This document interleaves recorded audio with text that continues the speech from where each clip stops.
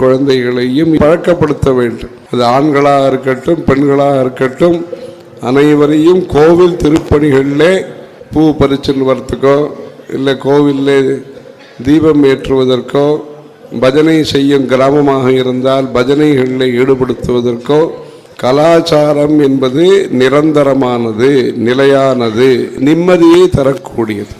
ஆகவே இந்த கலாச்சாரம் இந்து சமயத்தினுடைய மரபுகள் என்ன இருக்கின்றனவோ அவைகளை நாம் சித்திரை மாதம், வைகாசி, ஆனி, ஆடி, ஆவணி, அந்த புரட்டாசி, ஐப்பசி, கார்த்திகை, மார்கழி, தை, மாசி, பங்குனி இவைகளிலே எந்தெந்த மாதத்திலே என்ன பண்டிகைகளை நாம் கொண்டாட வேண்டுமோ, சித்ரா பூர்ணமியோ, வைகாசி விசாகமோ, ஆனி திருமஞ்சனமோ, ஆடி பூரமோ, ஆவணி மூலமோ, ஆவணி அவிட்டமோ, புரட்டாசி சனிக்கிழமையோ, ஐப்பசி அன்னாபிஷேகமோ, கார்த்திகை சோமவாரமோ, கார்த்திகை ஞாயிற்றுக்கிழமையோ, கச்சபேஸ்வரர் கோவில் ஞாயிற்றுக்கிழமையோ, மார்கழியிலே திருப்பாவை திருவம்பாவையோ, தைப்பூசமோ, மாசி மகமோ, பங்குனி உத்திரமோ, என்ன திருவிழாக்கள் இருக்கின்றனவோ இவைகளெல்லாம் சொல்லி கொடுத்து, ஜனவரி பிப்ரவரி இருந்தாலும்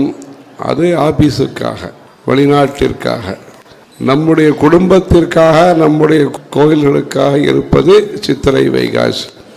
அஸ்வினி, பரணி, கிருத்திகை, ரோகிணி இது போன்ற நட்சத்திரங்களை எல்லாம் சொல்லி கொடுத்து, ராசிகள் மீஷம், மேனம், கடகம் இதெல்லாம் சொல்லி கொடுத்து அவர்களுக்கு நம்முடைய சமய நம்பிக்கையை வளர்த்து, பக்தியை வளர்த்து, குடும்பத்தை சிறப்பாக நடத்த வேண்டும், ஒற்றுமையாக நடத்த வேண்டும்.